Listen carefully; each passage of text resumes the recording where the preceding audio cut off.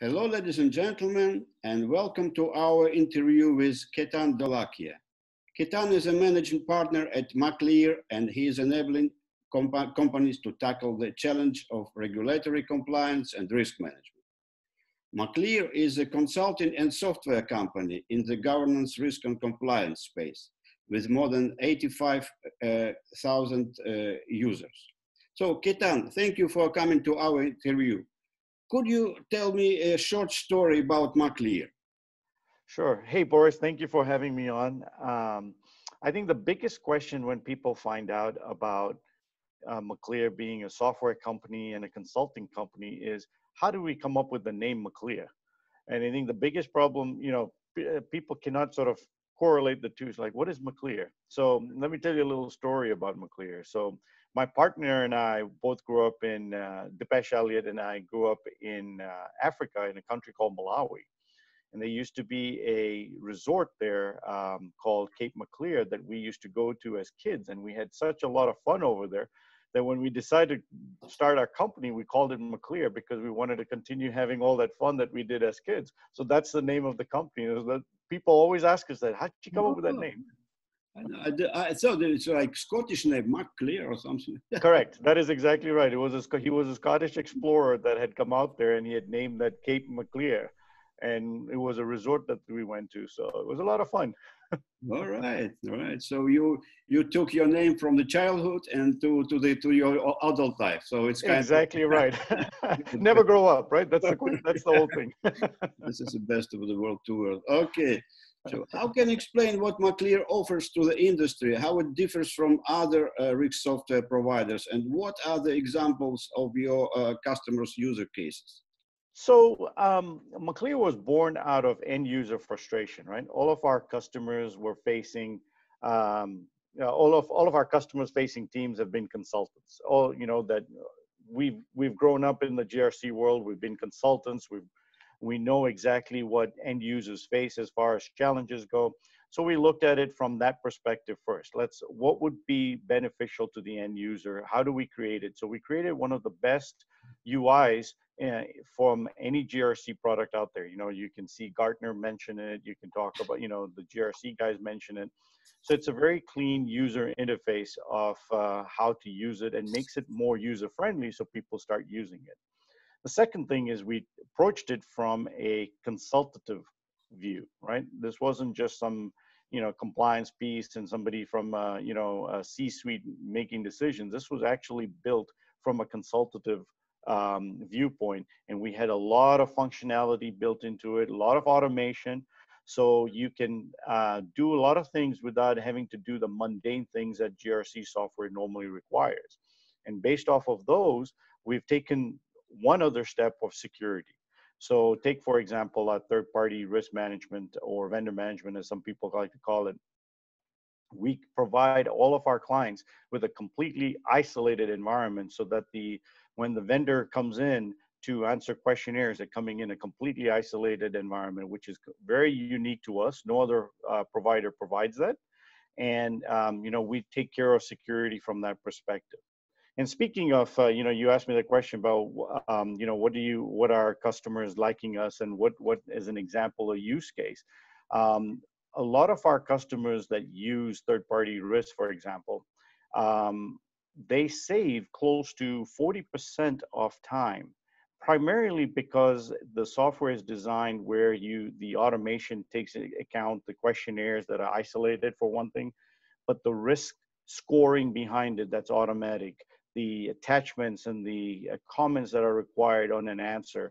So you can never send in a questionnaire that is half complete or incomplete in some aspects.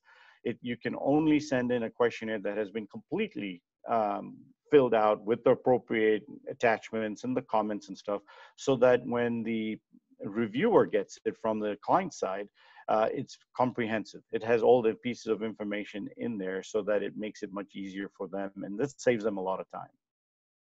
All right. So we are currently in the midst of the major crisis. So, the most disruptive period in to our society in peacetime history. And the impact on the public and the healthcare system has been devastating, and our economy is facing the prospect of recession much deeper and more painful than the crash of 2008. What do you see as the biggest challenge for risk managers during this time? So the COVID-19 pandemic has highlighted for many businesses how woefully inadequate their business continuity documentation was, right? While their focus today is on that, but as life takes over and things start to get to normal, businesses are going to start to put that back on the back burner, right? Not many people like to do documentation. They don't like to, document their procedures and their policies correctly and all that stuff. So the biggest challenge risk managers are going to face right now is going to be keeping this on top of mind for the businesses, right? They have to make sure that this is documented, the documentation is kept up to date so that they can conduct their risk assessments properly based on those documentations and the processes and how certain things function, which of course also serves the business continuity. And then from a third-party risk management, they can also make sure that the right vendor is approached for doing the right and making sure that the business follows the right processes. Okay, so if I understood correctly, you offer some broad range of services such as business continuity, third-party risk, general GRC. Can you share with us some examples of what works now that helps your customers to stay the course during the COVID crisis? So, many businesses have experienced reduction in force, right? A lot of people are furloughed or have lost their jobs or whatever it may be that on, no fault of their own. But this provides challenges for the existing risk teams to ensure that they have enough resources to manage the daily work, which is ongoing. Our customers leverage our automation to reduce this impact.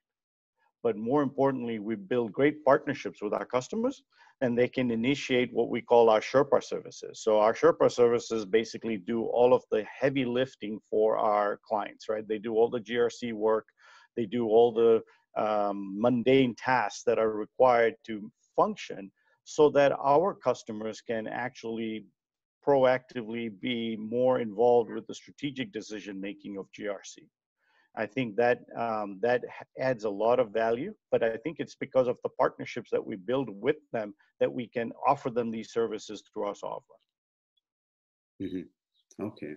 So it seems to me that there is a time now when there is going to be an intense focus on every risk manager's action.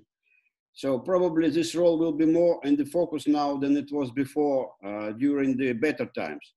Mm-hmm. What tips do you have for risk managers to communicate and perform their work more effectively during this time? So this is a good time for risk managers to build a relationship with the business and with audit to really act as the second pillar of GRC, right? So build a partnership with the businesses. The risk managers can guide the business and inform them on risk issues, starting with the possible lack of documentation, for example, right? Your documentation is not adequate. We really need you to start focusing on that.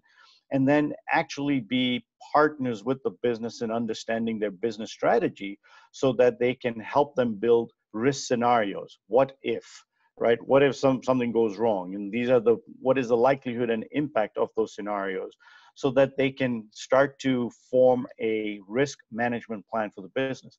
The scenarios can be created through workshops, through questionnaires, through any of those pieces that can actually get to the meat of the strategy that the business is trying to build.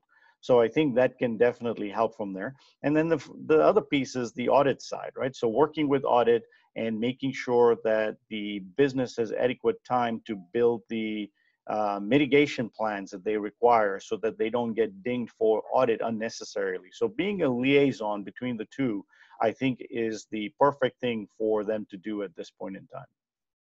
Okay, makes sense. So now we're at this point of time that we're gradually going to back to work. And could you perhaps share your insights on getting back to work? What's your biggest piece of advice to give any business out there? These are unprecedented times, as you mentioned, right? This is something that has never happened at least not in my lifetime. So it's in one of those situations where this is new territory for all of us. And just from if I'm putting myself in as far as a risk manager in an organization goes, and I'm in a strategic a CRO type of a role. What I really want to try and do is maybe bring back the business to normal in stages, right? The new normal is going to be very different. It's probably going to be different where people realize that you can work from home and you still get a lot of things accomplished, right? So you want to be able to bring back things in stages, and start with the most critical functions, making sure you have the right resources and the right people. Bring back in slow increments, and the reason for this is so that you can concentrate on bringing those critical functions back. You're not bringing everybody back together and you're having to prioritize who to take care of. You actually can be able to focus on some of the more critical functions, get them up and running, and then maybe you can add the next layer of functions that are important to the business, and keep going until everybody is back to normal again, or the new normal as it will be. Okay, right. No, very interesting. Okay, Ketan, last question from our own perspective. How global risk community can contribute to this process of better understanding of this complex world of risk from your perspective, from your point of view? So global risk community has a great platform, has so many members, and I would love to be able to see if we can take advantage of that opportunity that you present by having a lot of open dialogue, right? Between, you're in the Netherlands, I'm here in Chicago, right? The world is small, and the risk management people perform functions very similarly. And I think with the global risk community, the community is very open to communication, having webinars, having discussion forums about how to do things, right? You already do a number of those things as it is, but I think that if there is an intense focus now to bring risk management, compliance activities through webinars, to having a global out view of everything. Just the pandemic has taught us that risk management across the globe is exactly the same. We need to be able to have that dialogue. How are you doing things in the Netherlands? How are we doing things in Chicago? How is somebody doing things in India, right? I think it helps to educate that community, and you've got a great platform to be able to do that.